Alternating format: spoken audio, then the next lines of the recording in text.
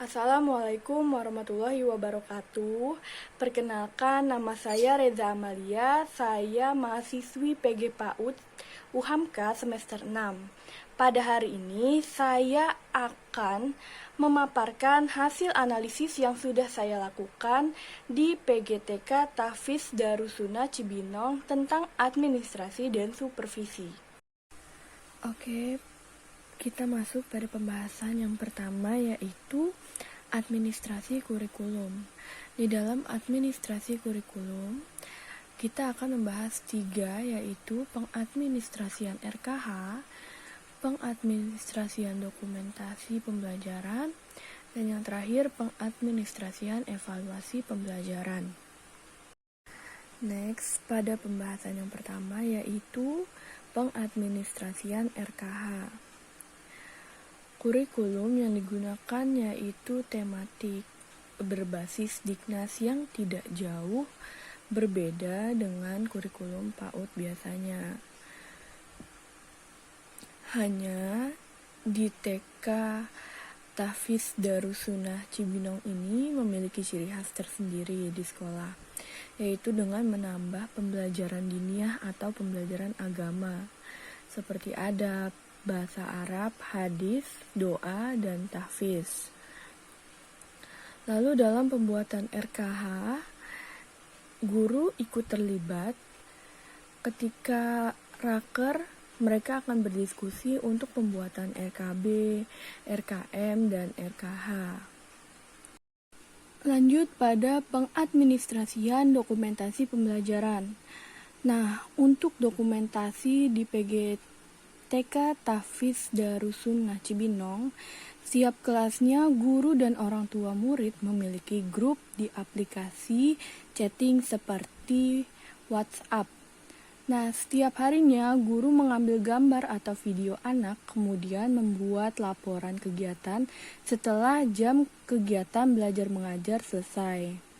Itu dilakukan sebagai bentuk laporan untuk orang tua murid. Oke, lanjut pada pengadministrasian evaluasi pembelajaran.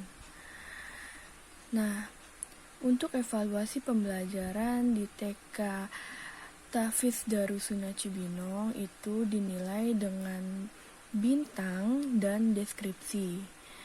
Nah, penilaian ini ada pada rapot. Lalu penilaian juga dilihat dari perkembangan siswa. Untuk tahfiz dilihat dari kelancaran membaca surat dan perkembangan. Nah, untuk tahfiz ini biasanya dilihat dari banyak suratnya, adab ketika menghafal, dan lain sebagainya. Nah, penilaian biasanya dilakukan ada dalam bentuk harian, mingguan, dan juga ada per semesternya atau yang disebut rapot. Nah, bentuk penilaian di TK tersebut juga sama pada TK-TK umumnya. Ada penilaian anekdot, checklist, dan portofolio.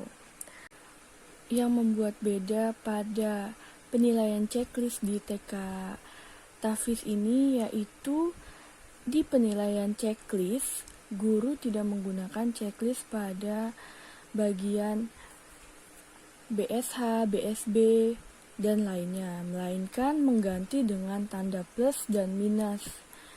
Dan penilaian mereka juga dibuat sendiri.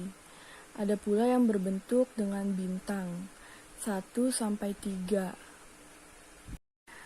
Ketika saya menanyakan tentang acuan penilaian, guru mengatakan bahwa sebenarnya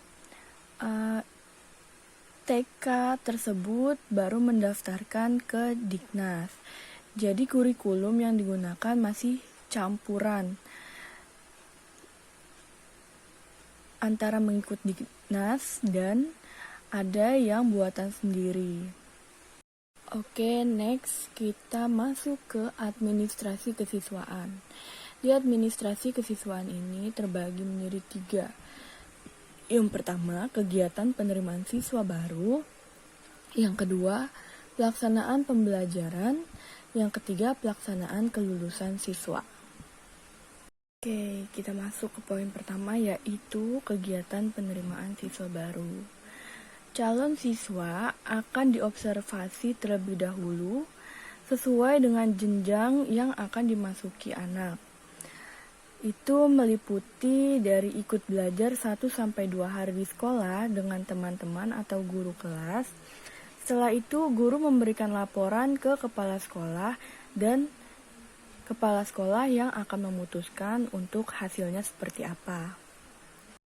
Nah, untuk observasinya itu tersendiri, yang lebih diutamakan adalah sosial emosi anak. Lalu selanjutnya kemampuan motorik, kognitif, dan sebagainya itu hanya pendukung saja. Jadi, anak itu melakukan trial di kelas mengikuti belajar. Seperti itu. Next, pelaksanaan pembelajaran. Nah, pada minggu pertama, belum dilakukannya kegiatan belajar mengajar. Anak-anak mengikuti kegiatan orientasi dengan tujuan agar anak suka datang ke sekolah. Nah, biasanya dilakukan kegiatan permainan seperti membuat hasil karya seni atau bentuk-bentuk seni lainnya dan memasak. Jadi, anak diajak untuk melakukan kegiatan yang menyenangkan. Setelah itu, 1 minggu berikutnya mereka akan baru mulai dikenalkan dengan kebiasaan-kebiasaan saat belajar. Nah, untuk jam sekolah ini dimulai pada pukul 8 sampai pukul 11. Dan untuk kelompok A dan B, sedangkan untuk kelompok bermain itu pukul 8 sampai 10.30. Lalu snack time dan break time adalah 30 menit pada pukul 8.30 sampai pukul 9.